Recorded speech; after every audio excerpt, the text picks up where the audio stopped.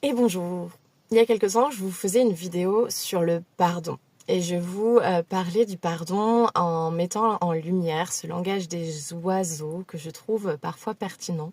C'est-à-dire que pour moi, pardonner, il y a cette question de rendre la part à l'autre. Je viens de regarder une vidéo justement qui traite du pardon et du fait que ce serait parfois une forme de détournement moral que de pardonner à tout prix à ceux qui nous ont causé du tort, puisque ceux qui nous ont causé du tort ne nous demandent pas nécessairement pardon pour ce tort, donc ne reconnaissent pas avoir causé le mal. Et je trouvais pertinent de revenir sur ce sujet-là, parce que c'est vraiment clé justement dans l'accompagnement thérapeutique que de prendre que effectivement il est très important et pertinent pour une personne qui a subi un abus, qui se sent victime de quelqu'un ou d'un acte de quelque chose, que cette personne qui commet le mal puisse le reconnaître et demander à être pardonné de ce mal. Or, moi ce que je soulève comme problématique là-dessus, c'est que les personnes qui commettent le mal, pour beaucoup, restent dans le déni et ne vont pas forcément avoir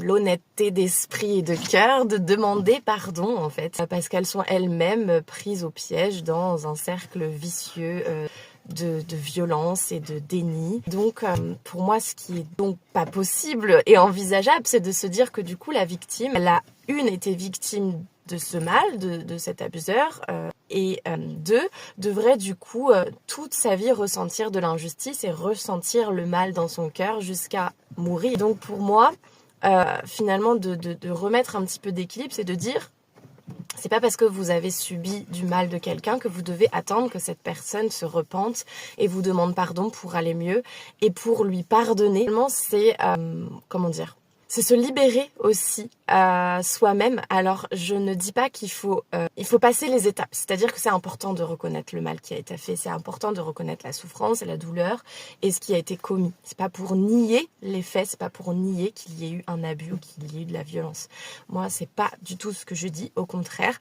Mais c'est qu'à un moment donné, quand on est face à des personnes qui justement, et c'est pour ça que la justice, normalement, existe, parce que si c'est des choses très graves et très violentes, normalement, la justice est là pour donner réparation en faisant en sorte que les personnes soient accusées du mal qu'elles ont fait.